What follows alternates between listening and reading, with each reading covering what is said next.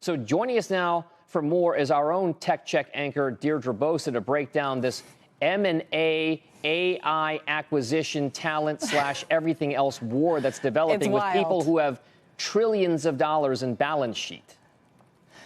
I mean, the twists and turns can be hard to keep track of. We made up on Tech Check this sort of Mount Rushmore of AI talent. Meta's been the most aggressive recently, but I mean, you go back to Google acquiring DeepMind and getting Demis Hassabis. That was a huge move before the paychecks were in the hundreds of millions of dollars. This latest move, though, Google going back into the wars and getting quite aggressive with Windsurf. I mean, the twists and turns of Windsurf itself is just remarkable.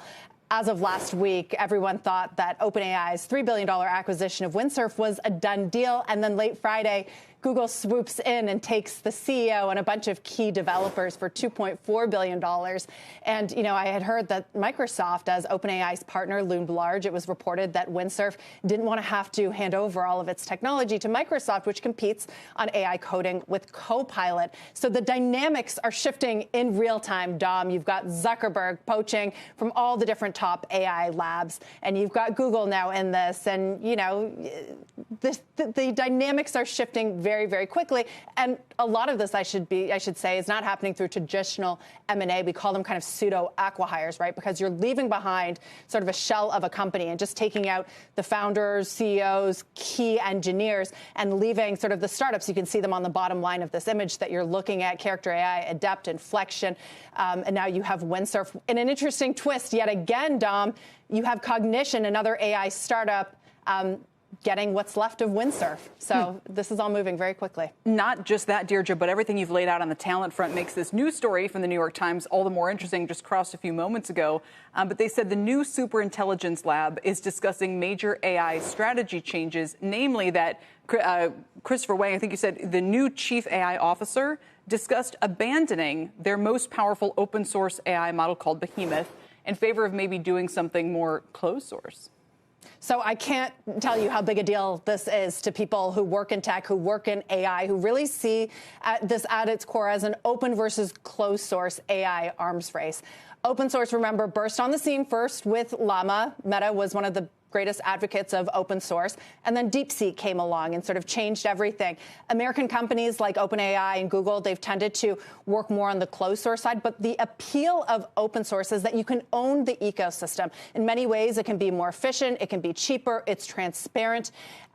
And so the idea, too, is that, you know, DeepSeek created such a great open source model that is now being adopted in a big way globally, at the expense maybe of OpenAI's ChatGPT different models, because they're more expensive to run. They're closed source, so you have to take them as they are. So this would be a very, very big deal. I was actually just speaking before I got on TV with you guys to the Perplexity CEO, Arvind Srinivas, and I asked him, if it looked like Meta was moving away from open source. He said he didn't think so just yet, and that tracks with a lot of the other people I talked to. So this piece of reporting from the New York Times is a big deal. It would mean that perhaps the U.S. is giving up its lead in open source and a very important player, and all the while Chinese AI labs are full steam ahead on open source models. Deirdre, that's an important point here, because if this is going to be the trajectory, and if this tug of war plays out between the proponents of open source modeling for AI versus those who want to kind of close things off and keep things more proprietary in order to perhaps capitalize